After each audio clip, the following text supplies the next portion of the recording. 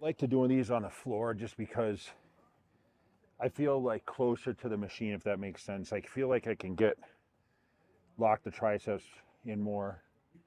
I'll tell you, man, since I started, like in the beginning, I didn't feel like my arms were that good. But it's great now to still see that I have decent arm development. I always said if I lost my arms, that would definitely not be something I would be that fond of, right? You know, to figure my arms since I was 18, had a certain amount of size, but still able to have a lot of stuff going on with the arms. And, you know, starting with the triceps, doing these, you know, I'll probably do like 6 sets of this. And like I said, getting the blood going, they feel good. But I always do this kind of movement without the heavy compound, just to make sure my elbows are safe, and then I'll move into more compound exercises.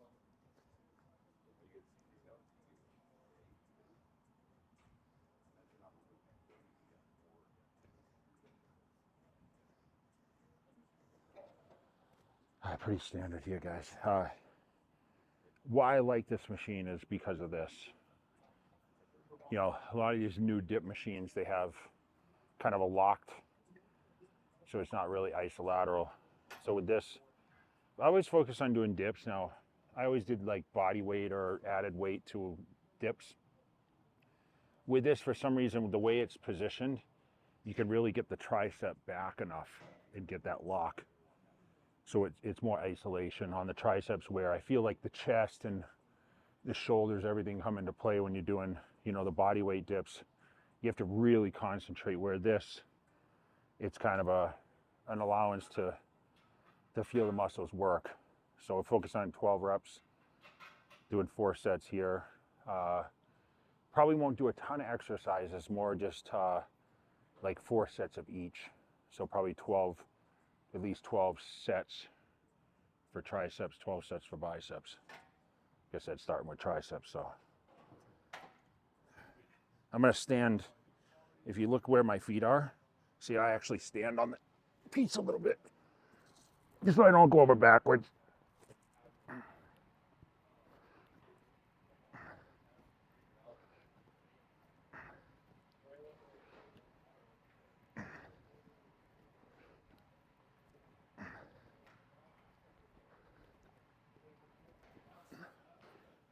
No elbow pain, that's the key. So I'm still able to do these. I remember at one point, I had such bad tendonitis in my elbow, and a lot of tissue work took care of it. There's only 2 things that'll take care of tendonitis. That is rest or crazy therapy. And I know you guys think the cortisone, no, that's not the answer. That's just a Band-Aid. You gotta keep these muscles, tendons pliable so you don't get that pain. And I'll tell you, ever since then, that was early in my career, they feel great, which isn't supposed to be the case when you're well past retirement. All right, so contraction exercise, guys. Keep the arm close to the body.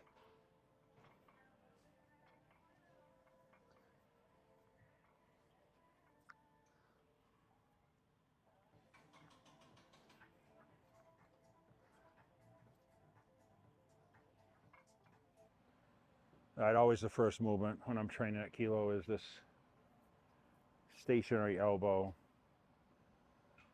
I'm gonna go for 12. Surprising, right?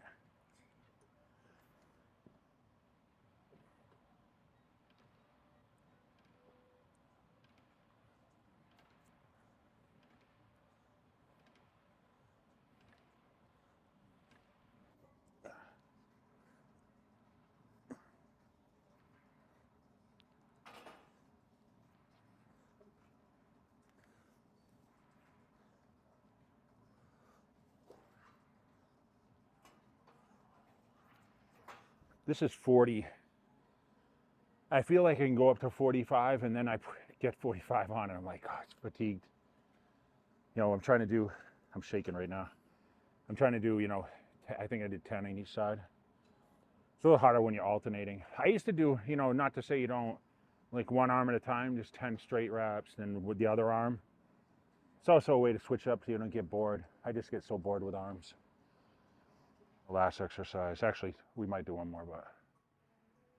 So preacher curl. There's a couple of options here. So we have the Techno Gym preacher and this, one of my favorite hammers. So I used to do these single arm, not to say that it's not a bad thing. So I pyramided the weight up. I started with 2 plates of 25, so I'm going to do this.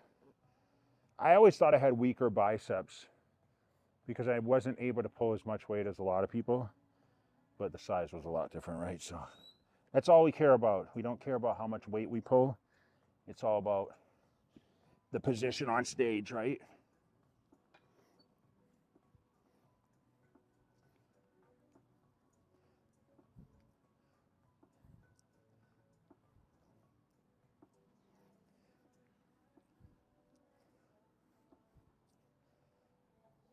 Okay, so I'm gonna start with an 80. Normally I start with 70, but I feel tough for YouTube.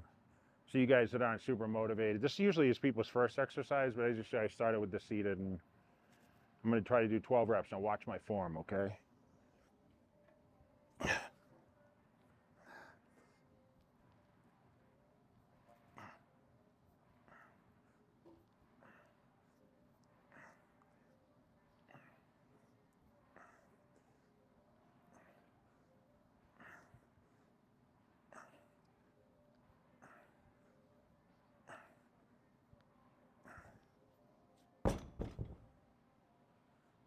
Let's slam the weights.